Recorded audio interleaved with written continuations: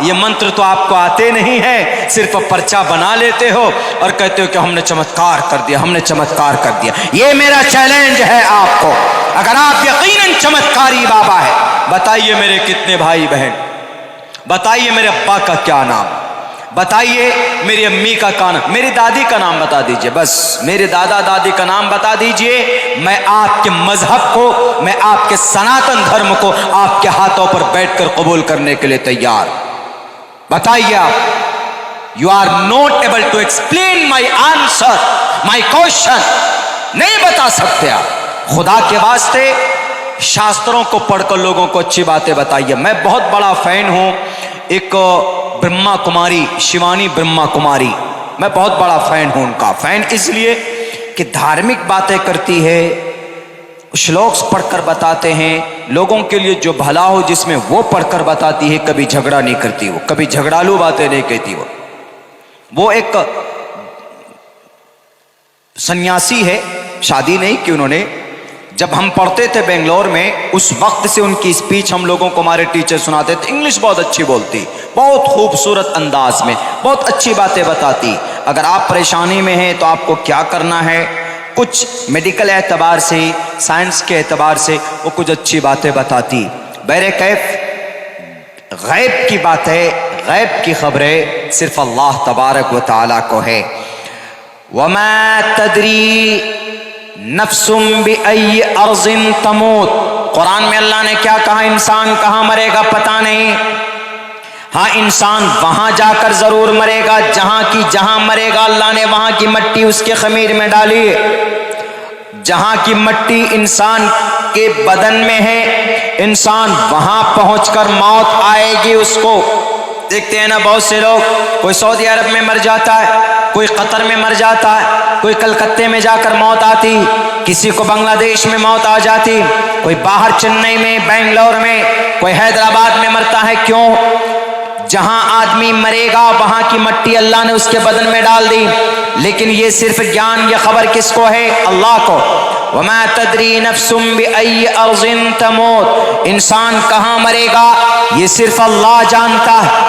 اس کے بعد پھر کیا کہا اللہ تبارک و تعالیٰ نے؟ ان اللہ علیم خبیر، اللہ جاننے والا ہے، اللہ جاننے والا، اللہ خبر رکھنے والا ہے۔ اللہ کے علاوہ کسی کو کوئی خبر نہیں، یہاں تک کہ اللہ کے نبی علیہ السلام کو جب تک اللہ تبارک و تعالیٰ وحی کے ذریعے سے خبر نہ دے دے تو اللہ کے نبی علیہ السلام کو بھی پتہ نہیں چلتا تھا۔ پریشانی کے عالم میں ایک مرتبہ جب آپ بیت المقدس گئے، واقعہ معراج کا تذکرہ بھی سنا ہوگا قاری صاحب کی زبانی۔ آپ جب بیت المقدس پہنچے، وہاں سے جب معراج کا سفر کر کے جب آپ آئے تو آپ نے مکہ والوں سے کہا کہ اے لوگوں، میں بیت المقدس بھی گیا ہوں، میں جنت و جہنم کا سیر کر کے آیا، پہلے دوسرے تیسرے چوتھے آسمان سے گھوم کر کے میں آیا۔ تو ابو جہل اور باقی دوسرے کفار نے، مشرکین نے کہا اچھا آپ ہو کر کے آ گئے بیت المقدس؟ چند سیکنڈوں میں، ہم لوگوں کو تو کئی ہفتے لگ جاتے ہیں اور آپ رات میں گھوم کر کے آ گئے۔ اچھا ایک کام کیجئے، بتائیے تو بیت المقدس میں کتنی کھڑکیاں ہیں، کتنے دروازے ہیں؟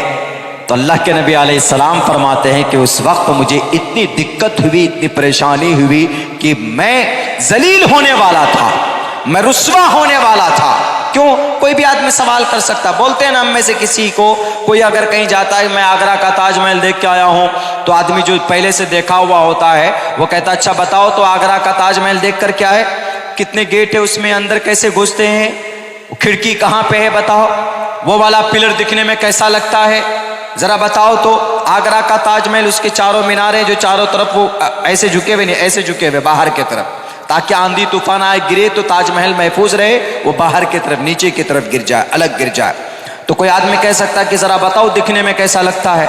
جو جائے گا وہی بتا سکتا ہے کہ تاج محل دکھنے میں کیسا لگتا ہے، کون سا گیٹ کیسے ہے، کون سی کھڑکیاں کہاں ہے، کون سے دروازے کتنے لمبے چوڑے ہیں، وہ انجان آدمی نہیں بتا سکتا۔ اب لیکن کوئی جاتا ہے تو عموماً کبھی کبھی ایسا ہوتا کہ غور نہیں کرتا کیا ہے نہیں ہے۔ ایک مرتبہ گیا، سرسری نظر دیکھا، ارے یہ تاج محل ہے، واہ کیا خوبصورت ہے، دیکھ کر کے، لیکن یہ یہ فکر، یہ دھیان نہیں دیتا ہے کہ دروازے کیسے بنے ہوئے ہیں، کتنا چوڑا ہے، کھڑکی کیسی ہے، کوئی نہیں کرتا۔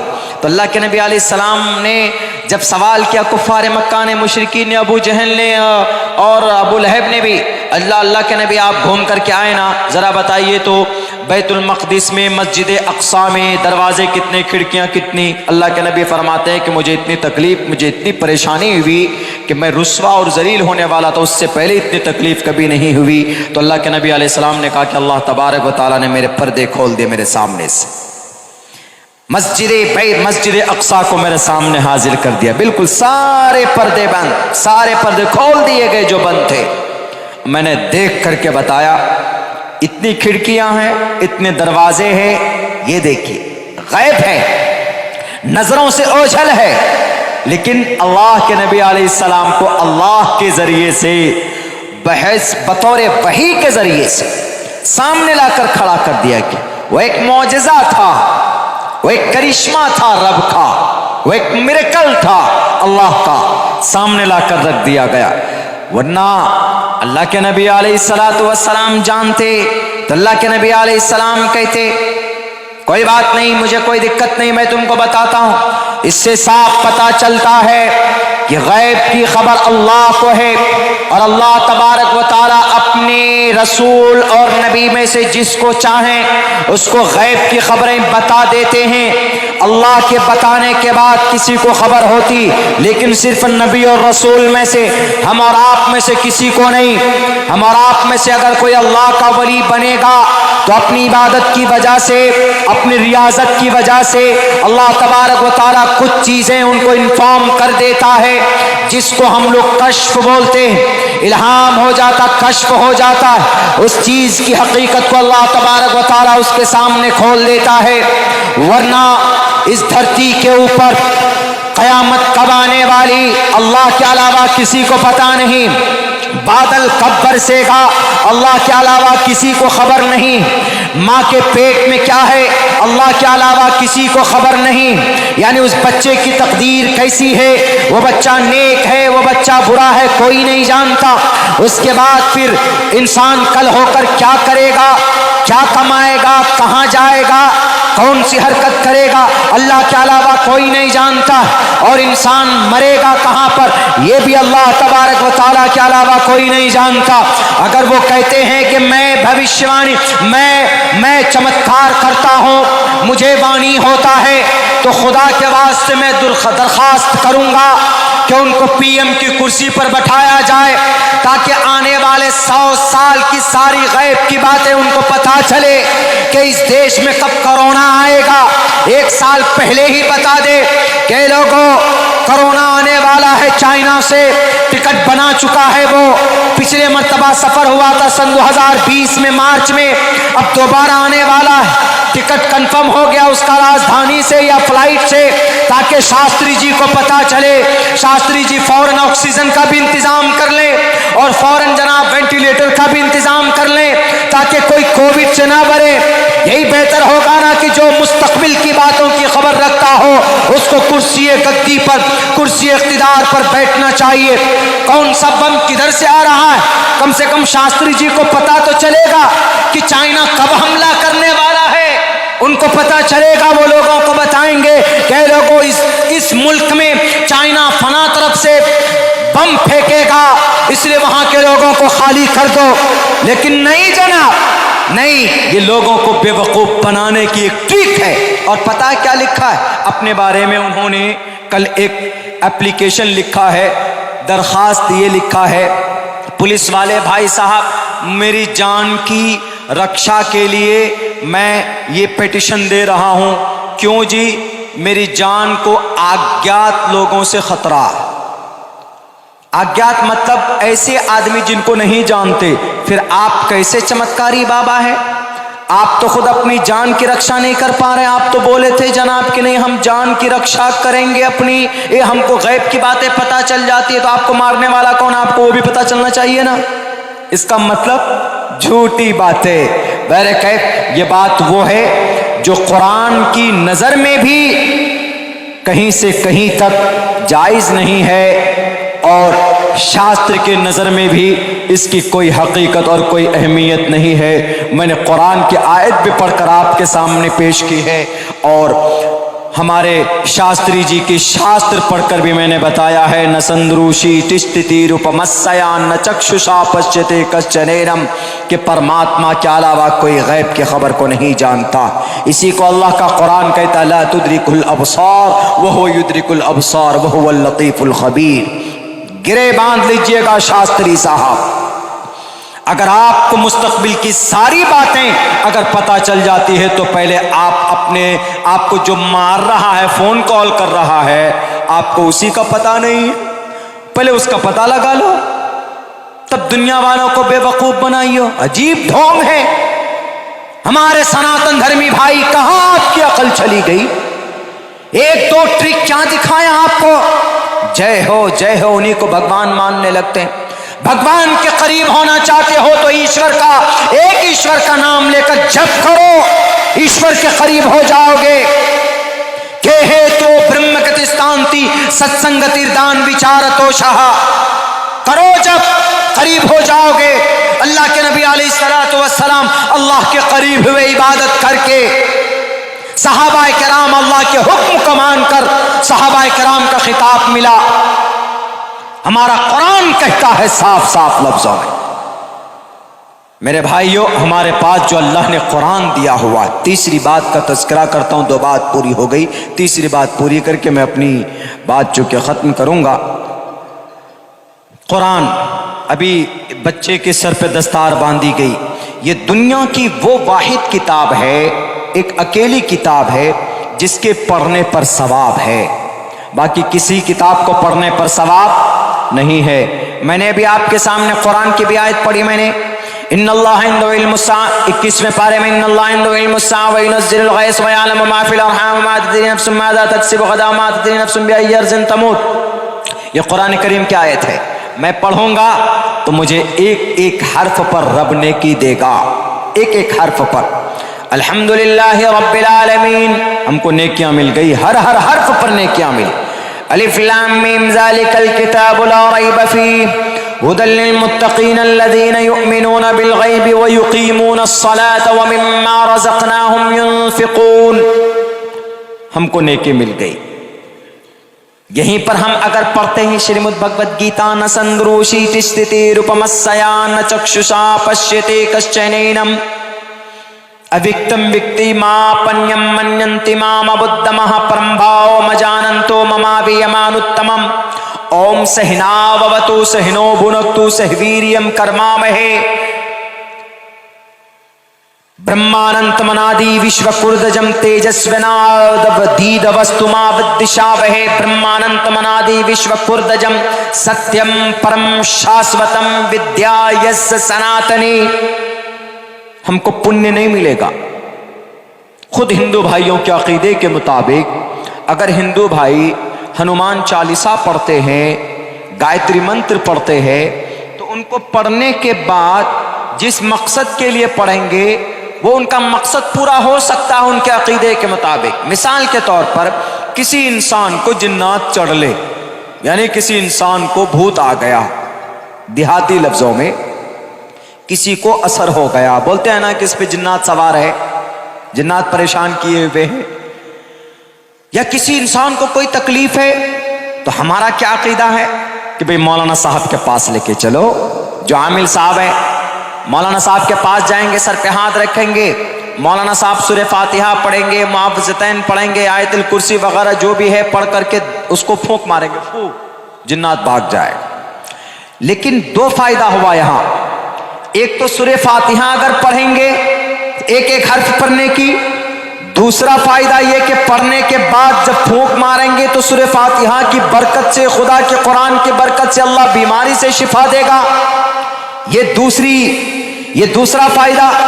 लेकिन वहां पर अगर किसी जिन्नात को भगाना, हिंदू भाइयों के अकीदे के मुताबिक अगर उनकी किताब का कोई मंत्र वो पढ़ता है, जय हनुमान ज्ञान गुण सागर, तो वो सिर्फ भूत भाग सकता है उनके अकीदे के मुताबिक, लेकिन उनको पढ़ने पर कोई सवाब नहीं मिलेगा। हमारे कुरान पढ़ने पर दो सवाब। ایک مقصد پورا ہوگا اگر اللہ نے چاہا، دوسرا مقصد پورا نہ ہو لیکن دوسری چیز تو یہ ہے کہ نیکی ملے گی ہی ملے گی. اگر کوئی اٹک کر پڑتا ہے تو بھی نیکی ملے گی اس کو. جیسے الحمدللہ رب العالمین الرحمن الرحیم مالک یوم الدین ایاک نعبد و ایاک نستعین اہدنا الصراط المستقیم صراط الذین انعمت علیہم غیر المغضوب علیہم ولا الضالین. آپ نے سنا، آپ کو بھی نیکی ملی. میں نے پڑھا، مجھے بھی نیکیاں مل گئی. پڑھنے پر، سننے پر نیکی مل گئی. لیکن اگر کوئی آدمی اٹک کر پڑھتا جیسے الحمدللہ رب العالمین، نہیں پڑھا جاتا. بہت سے لوگ ناظرہ دیکھ کر پڑھتے ہیں، اٹک اٹک کر پڑھتے ہیں، اتنی تیز نہیں پڑھ پاتے ہیں. الحمدللہ رب العالمین الرحمن الرحیم، ایسے ایسے کر کے پڑھتے ہیں. بہت سے لوگ دیکھ کر پڑھتے ہیں. تو اللہ کے نبی فرماتے ہیں اس کو 2 اجر ملے گا.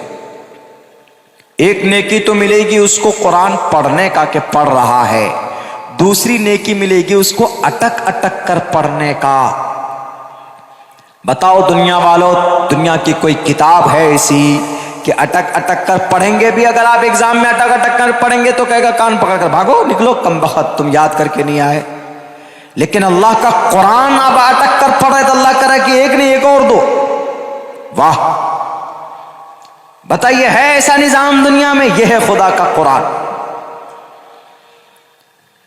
من اراد العلم فلیتدبر القرآن. اللہ کے نبی فرماتے ہیں جو علم حاصل کرنا چاہتا ہے وہ قرآن میں غور کرے.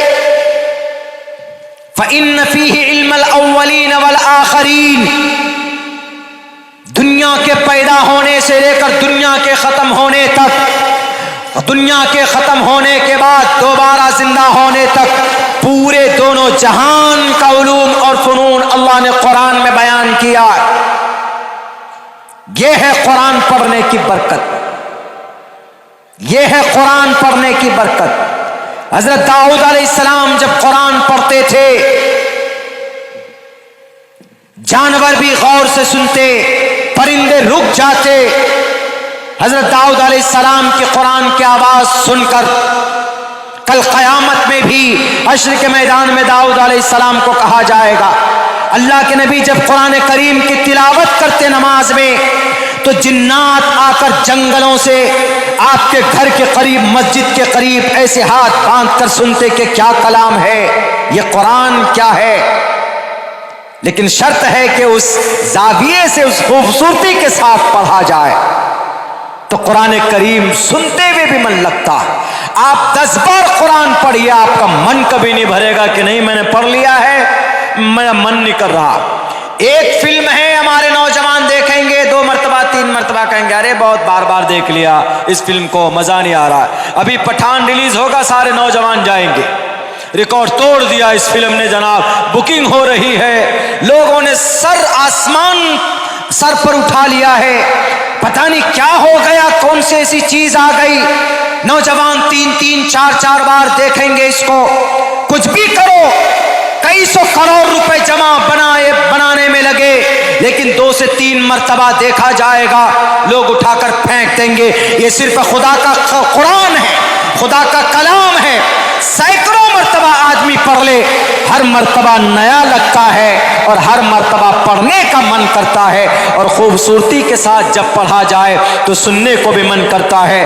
حضرت عمر فاروق رضی اللہ تعالیٰ عنہ کو جب نبوت کی خبر ملی تو آپ علیہ الصلوۃ والسلام کے ماننے والوں کو مارتے تھے.